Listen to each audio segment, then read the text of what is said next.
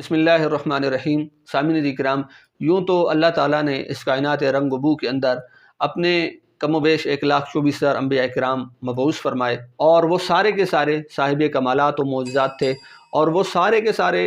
کمالات و معجزات جو اللہ نے ان انبیاء کرام کو عطا فرمائے، وہ سارے کے سارے کمالات و معجزات آپ کے اور میرے پیارے نبی حضرت محمد رسول اللہ صلی اللہ تعالیٰ علیہ وآلہ وسلم کو بھی عطا فرمائے۔ بلکہ وہ کمالات و معجزات جو حضور علیہ السلام کو عطا فرمائے، بعض ان میں سے ایسے کمالات بلکہ کثیر تعداد میں ایسے معجزات ہیں جو حضور علیہ السلام کو تو عطا ہوئے لیکن ان انبیاء کرام کو بھی عطا نہ ہوئے۔ اور کسی شاعر نے کیا خوب کہا کہ حسن یوسف دم عیسیٰ ید بیدا داری، آنچ خوباں ہم دارن تو تنہا داری۔ اے اللہ کے رسول علیہ السلام کہ اللہ تعالیٰ نے حضرت عیسیٰ روح اللہ علیہ السلام کو یہ کمال عطا فرمایا، یہ معجزہ عطا فرمایا تھا کہ آپ کی دم سے جو بیمار ہوتے وہ شفایاب ہو جاتے، نابینا جو ہوتے وہ بینا ہو جاتے، اور مردے جو ہوتے وہ زندہ ہو جاتے۔ اسی طرح حضرت موسیٰ علیہ نبی علیہ السلام کا ایک معجزہ یہ بھی تھا کہ اپنا ہاتھ مبارک جو ہے وہ اپنی بغل میں ڈالتے اور جب باہر نکالتے تو وہ چمک رہا ہوتا اور اس سے روشنی پھوٹ رہی ہوتی تھی۔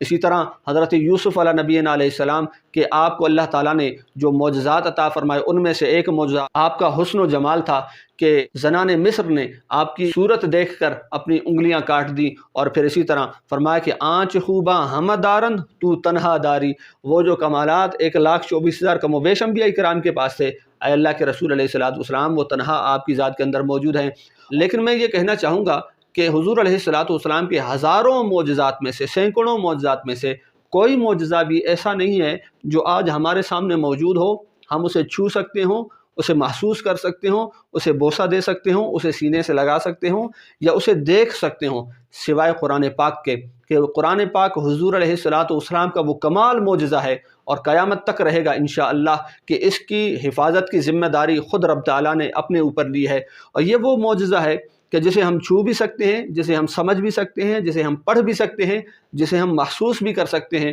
یہ وہ معجزہ ہے جو گھر گھر کے اندر موجود ہے، ہر بچے کے سینے کے اندر موجود ہے، اور پھر اسی طرح اپنا ہو یا پرایا ہو اس کے سینے کے اندر یہ محفوظ ہو جاتا ہے۔ یہ حضور علیہ السلام کے اس معجزہ کا کمال ہے، اور قیامت تک یہ معجزہ انشاءاللہ زندہ رہے گا، اور اللہ تعالیٰ نے اس کی حفاظت کی ذمہ داری اٹھائی ہے، چونکہ رب تعالیٰ نے خود فرمایا کہ انا نحن نزلنا الذکر وانا لہ لحافظون، کہ بے شک ہم ہی اس قرآن کو نازل کرنے والے ہیں، اور ضرور بے شک ہم ہی اس کے محافظ ہیں۔ آپ غور فرمائیے کہ اس ایک چھوٹے سے جملے کے اندر اللہ تعالیٰ نے کئی تاکیدات کا ذکر فرمایا، اور تاکیدات کے ذکر فرمانے کا مقصد بھی یہی ہے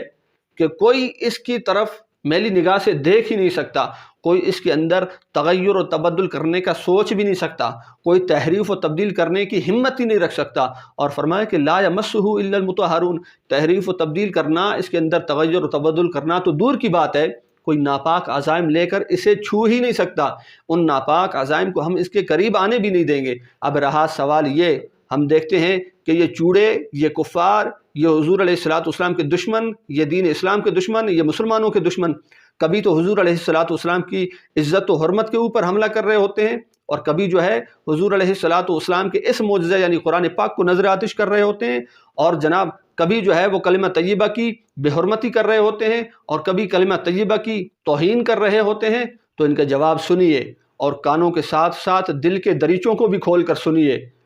کہ یہ کفار جس طرح حضور علیہ السلام کے دشمن رہے ہیں، قرآن پاک کے دشمن رہے ہیں، کلمہ طیبہ کے دشمن رہے ہیں، اسی طرح مسلمانوں کے بھی یہ ہمیشہ سے دشمن رہے ہیں، اور قیامت تک یہ دشمن ہی رہیں گے، کیونکہ قرآن پاک نے خود ان کی اصلیت کو مسلمانوں کے سامنے ظاہر کرتے ہوئے فرمایا کہ لا تتخذوا اليہود والنصارى اولیاء بعضهم اولیاء بعض، کہ یہود و نصارہ کو اپنا دوست نہ بناؤ، کہ وہ آپس میں تو دوست ہو سکتے ہیں، تمہارے دوست قیامت تک وہ نہیں بن سکتے۔ اور آج یہ ہماری خام خیالی ہے کہ وہ ہمارے خیر خواہ ہیں، ہمارے ساتھ بھلائی کرنا چاہتے ہیں، ہمارے ساتھ اچھائی کرنا چاہتے ہیں۔ ان باتوں کو اپنے ذہنوں سے نکال دیں۔ چھوٹی سی مثال سے آپ کو سمجھانا چاہوں گا کہ ایک کسائی جب ایک جانور کو ذبح کرتا ہے تو اسے چھوڑ دیتا ہے تاکہ وہ تڑپتا رہے، جب تک اس کی جان، اس کی روح اس کے جسم میں ہے وہ تڑپتا رہے گا، اور جب تڑپ کے وہ ساکن اور ساکت ہو جاتا ہے، خاموش ہو جاتا ہے، تو ایک بار یہ کسائی پھر سے اسے لات مار کے چیک کرتا ہے کہ آیا اس کے اندر جان ہے ابھی اور یہ حرکت کرے گا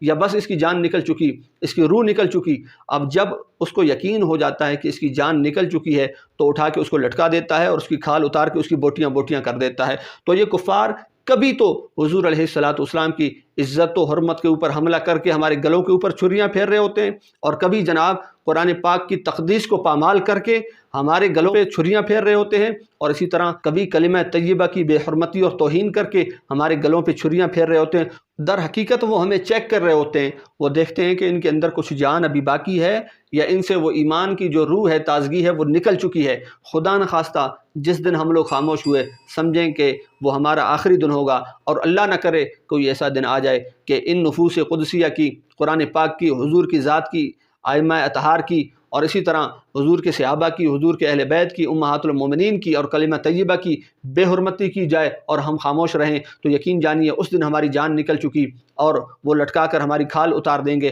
اور ہماری بوٹیاں بوٹیاں کر دیں گے۔ اور کھال تو ہماری تبھی اتار دی گئی تھی جب ہمیں یہ بتایا گیا تھا کہ خدا نخواستہ قرآن اور حدیث کی تعلیم اب پرانی ہو گئی، اب ان تعلیم کو چھوڑو، اب کالج اور یونیورسٹی کی تعلیم کی طرف آؤ۔ قرآن اور حدیث کی تعلیم کو حاصل کرنے والے کو ہم دقیانوسی سمجھنے لگے، اور پھر جو کالج اور یونیورسٹی کے اندر تعلیم حاصل کرنے لگا ہم اسے اعلیٰ تعلیم یافتہ کہنے لگے۔ کھال تو ہماری تبھی کھینچ لی گئی تھی جب ہمارے ذہنوں کے اندر یہ کانسیپٹ بٹھا دیا گیا تھا کہ داڑھی والا جو ہوتا ہے وہ دہشت گرد ہوتا ہے۔ کھال تو ہماری تبھی کھینچ لی گئی تھی جب فرقہ واریت ہمارے اندر پھیلائی گئی، اور اسی طرح کھال تو ہماری تبھی ادھیڑ دی گئی تھی جب حضور علیہ السلام کے خاکے بنا گئے تھے۔ کھال تو ہماری تبھی ادھیڑ دی گئی تھی جب فیشن کے نام پر ہمارے گھروں کے اندر بے حیائی کو رواج دیا گیا تھا، اور اسی طرح کھال تو ہماری تبھی کھینچ لی گئی تھی جب ہمیں نظام مصطفیٰ علیہ السلام سے نکال کر ہمیں برٹش لا کا پابند کر دیا گیا تھا۔ اور اسی طرح یہ ذہن میں رکھیے کہ یہ ہمیں بارہا چیک کرتے ہیں اور ہمیں یہ دیکھتے ہیں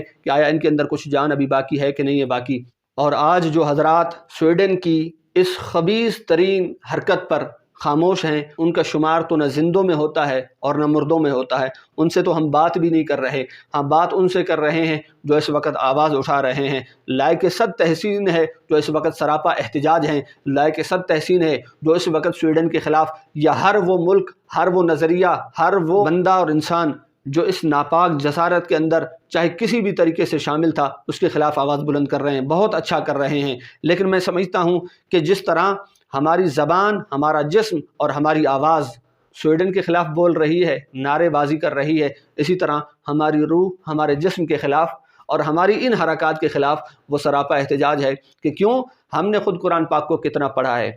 ہم نے خود قرآن پاک کو کتنا سینے سے لگایا ہے، ہم نے اللہ کی کتاب کا حق کتنا سمجھا ہے۔ حکیم الامت، واقف اسرار امت علامہ اقبال رحمۃ اللہ تعالی علیہ نے بہت پہلے ہی یہ ارشاد فرما دیا تھا۔ آپ نے فرمایا وہ معزز تھے زمانے میں مسلمان ہو کر، اور تم خوار ہوئے تارک قرآن ہو کر۔ اور اسی طرح حضور علیہ السلام روز محشر ہم ہی کو ہی پکڑ کے وہ فرمائیں گے وقال الرسول یا رب ان قوم اتخذوا هذا القرآن مہجورا، اور رسول علیہ السلام فرمائیں گے اے میرے رب یہ وہ میری قوم ہے کہ جس نے قرآن پاک سے تعلق کو ختم کر دیا تھا، اور قرآن پاک کے احکام کو، قرآن پاک کی تعلیمات کو اسی طرح پس پش ڈال دیا تھا جس طرح کفار نے قرآن پاک کی بے ادبی اور بے حرمتی کی ہے۔ آج ہم سود چھوڑ دیں، ہم جوا چھوڑ دیں، ہم رشوت خوری چھوڑ دیں، ہم جھوٹ بولنا چھوڑ دیں، ہم غیبت کرنا چھوڑ دیں، نمازوں کے پابند ہو جائیں، حضور علیہ السلام کی سیرت کے پابند ہو جائیں، اور صحابہ کرام رضوان اللہ تعالیٰ علیہم اجمعین، اہل بیت کرام سلام اللہ تعالیٰ علیہم اجمعین کی سیرتوں کے اوپر عمل کرنا شروع کر دیں، تو سویڈن تو کیا ایسے ہزاروں سویڈن آ جائیں، ہزاروں کفار اور چوڑے آ جائیں، یہ آ کر قرآن پاک کی بے حرمتی کرنے کا سوچ بھی نہیں سکتے۔ اللہ پاک ہمیں قرآن پاک کے ساتھ تعلق کو مضبوط کرنے کی توفیق عطا فرمائے، قرآن پاک کو پڑھنے کی اور اس پہ عمل کرنے کی توفیق عطا فرمائے، آمین بجاہ سید المرسلین۔